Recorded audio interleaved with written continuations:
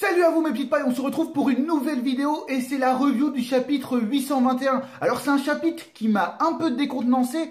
Pourquoi? Bah tout simplement parce qu'on a eu une information en début de semaine et cette information c'était tout simplement qu'on débute un nouvel arc VS les 4 empereurs. Alors moi je m'attendais dans ce chapitre tout simplement à avoir des informations sur les autres empereurs ou d'autres informations qui n'étaient pas dues à l'histoire de Zou. Et en fait pas du tout et du coup j'ai été un peu déçu. Cependant, il a fallu une deuxième, voire une troisième lecture pour que je réalise à quel point ce chapitre était tout simplement mortel. Parce que c'est une pépite d'information. En fait, je vais tout simplement vous dire qu'en termes de communication ou de marketing, là, je comprends pas trop la Shueisha, comment ils ont décidé. Alors, je pense que ça doit plus coller au niveau des tomes qui vont sortir que plutôt des scans. Parce que là, le scan en lui-même, ça change absolument rien. On est tout simplement dans la continuité des choses. Mais bon, rentrons tout simplement dans le cœur du sujet. Alors dans ce chapitre, c'est quoi qui nous a tout simplement choqué? C'est Zunesha qui défonce tout simplement la gueule de Jack. Alors, celle-là, est-ce qu'on s'y attendait? Bah pas tant que ça, il y en a qui l'ont vu, ça c'est bien joué. Cependant, moi je voyais plus un Minx vs Jack. Alors il y en a qui voyaient un Zoro vs Jack là depuis je sais pas combien de temps là. Eux ils ont dû se tailler à l'Eleven là et eux ils sont choqués, ils se disent oh non Zoro, pourquoi tu te bats pas? Moi je trouve ça assez bien fait ce que nous fait Oda. En effet, moi je voulais qu'ils combattent les Minx. Tout simplement vis-à-vis de ce que nous dit Inu juste avant, mais aussi parce que je voulais pas que les Mugiwara affrontent directement un sbire de Kaido, sinon c'est tout simplement teaser la puissance du personnage de Kaido et de son équipage. Il y en a beaucoup qui disent que Jack est mort, alors pour moi Jack est bel et bien en vie. Tout simplement parce que ce mec est badass, hein, et Oda ne peut même pas le faire disparaître comme ça sans qu'il puisse se battre, donc on voit la puissance. Mais aussi tout simplement vis-à-vis du monologue de Inuarashi qui nous dit qu'il veut véritablement se venger de Jack. Je vous avais dit sur ma vidéo sur la théorie de Zoro que les cicatrices sur le corps reflétaient une douleur intérieure. Et là, faut le dire, hein, le fait qu'ils ont plus de jambes, Neko et Inu, signifie qu'ils l'ont eu vraiment mauvaise. Ils sont humiliés par Jack. Donc véritablement, je pense qu'ils vont se battre sur Wano Kuni. Si Oda nous a fait un monologue sur la puissance des Minx, c'est véritablement pour qu'ils prennent leur revanche. Les gens disent que c'est une fiotte tout simplement aussi à cause de ce coup. Un seul coup, c'est vrai qu'on voit plus Jack. Mais faut réaliser un truc, hein. Personne n'aurait pu survivre à ça. Là, tout le monde dit, ouais, mais bon, le King Kong Punch a la même puissance. Eh non, faut arrêter 2 secondes. Vous savez qu'une trompe d'éléphant pèse 130 kilos et que ça a plus de 150 000 muscles? Là, vous avez vu la taille de Zunesha? C'est au moins 100 tonnes. Qu'est-ce que je dis? Même 1000 tonnes, voire 10 000. Donc faut arrêter les conneries, même personne n'aurait pu survivre à ça. En plus, c'est un véritable fouet la trompe. Donc un truc qui va à une certaine vitesse, ah je te dis pas le truc de l'impact. Donc c'est normal que Jack ait fini comme ça, il n'y a rien de surprenant, ça ne veut pas dire qu'il est faible du tout. Mais pour moi, il faudra véritablement attendre Wano Kuni pour voir la puissance de Jack. Parce que Jack a véritablement des coronets, il s'en prend à des amiraux, ensuite il s'en prend à Zunesha. Bon, il se fait fumer, hein, faut le dire, il se fait fumer, hein. Il n'est pas plus fort qu'un autre.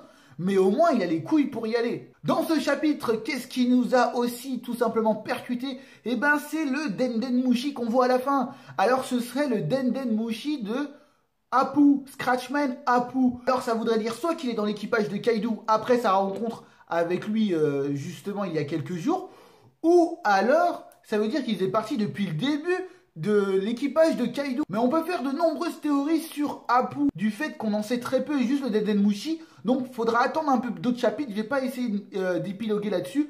On peut aussi voir dans cette dernière page des barreaux, il y aurait une jambe, alors ce serait peut-être la jambe de Kid. Et c'est fort possible si c'est Apu, on sait jamais, trahison ou quoi que ce soit. Et imaginez 2 secondes que c'est pas véritablement Scratchman Apu, mais quelqu'un qui lui ressemble, pourquoi pas un frère jumeau, ou alors son père. Je dis juste ça, hein, mais à mon avis à 99,9% c'est Scratchman. Pourquoi je vous dis ça? Bah tout simplement il y a un truc de bizarre sur le Denden Mushi. Si je me souviens bien, Scratchman Apu a tout simplement des lunettes. Et là on ne les voit même pas sur le Denden Mushi. Et en plus on sait que les Denden Mushi ressemblent énormément à leur possesseur. Et on sait qu'il a une sorte de chapeau d'aviateur. Et là il l'a pas du tout. Donc, est-ce que ça veut dire quelque chose? Est-ce que c'est pas véritablement lui? Et imaginez 2 secondes que la personne qu'on croit derrière les barreaux est Kid ou Hawkins, mais imaginez que ce soit quelqu'un d'autre.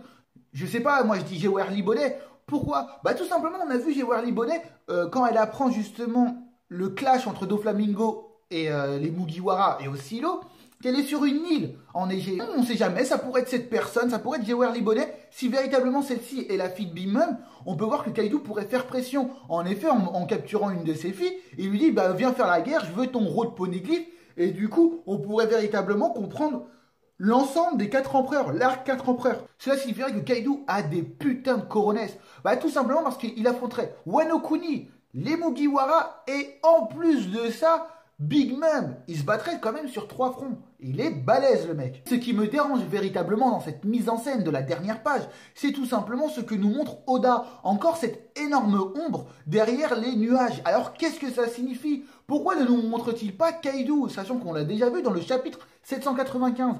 Essaie-t-il de nous faire passer un message? Kaido n'est pas véritablement complet, qu'il est avec quelqu'un d'autre, que Kaido c'est plusieurs personnes. Je ne sais pas véritablement ce qu'il essaye de nous faire passer. Et pourquoi pas que Kaido, l'un des 4 empereurs, une des plus grosses terreurs des mers, serait sous les ordres de quelqu'un. Pourquoi pas cette énorme créature?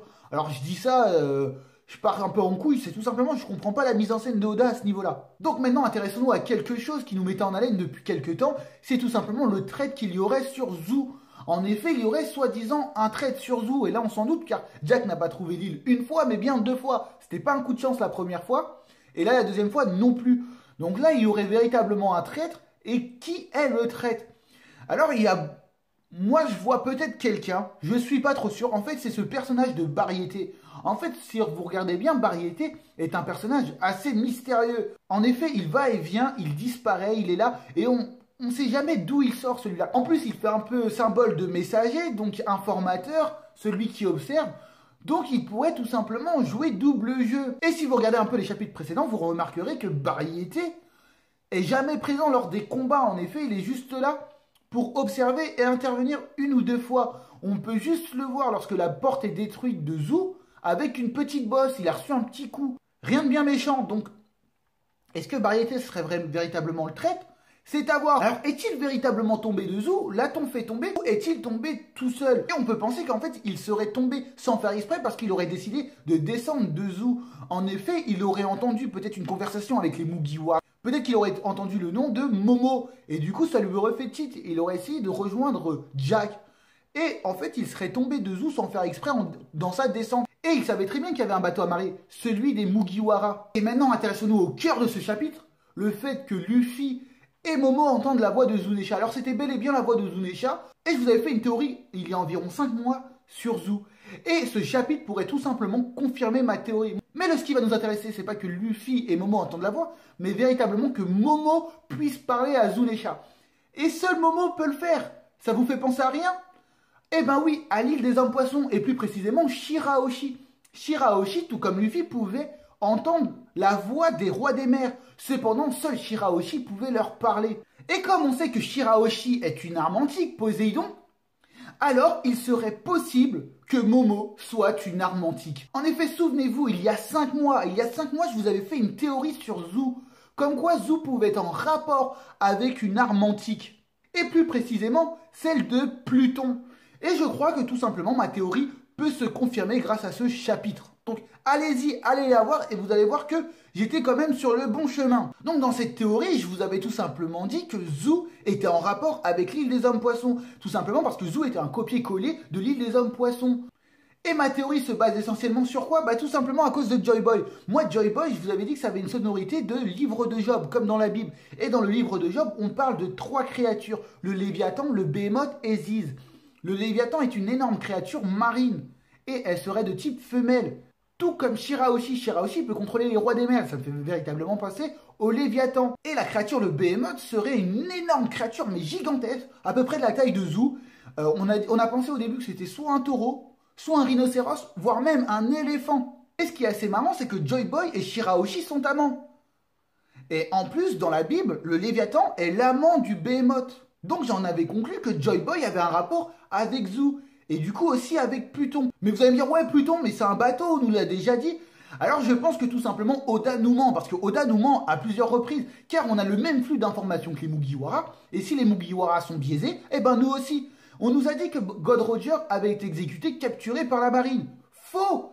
Il s'est livré de lui-même. On nous a dit que Kinemon était le père de Momo. Encore une fois, faux. Donc si Oda nous a menti sur ça, il aurait pu nous mentir sur Pluton.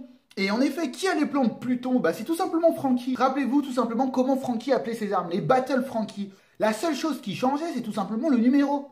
Et du coup, Pluton pourrait faire pareil. Imaginez que Joy Boy n'est autre que Pluton et il écrivait tout le temps Pluton, Pluton, Pluton, Pluton.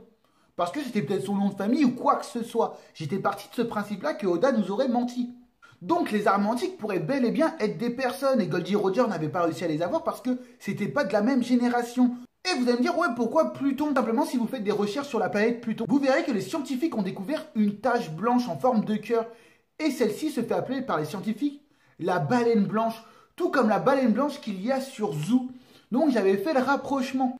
Et du coup, Momo pourrait tout simplement être Pluton.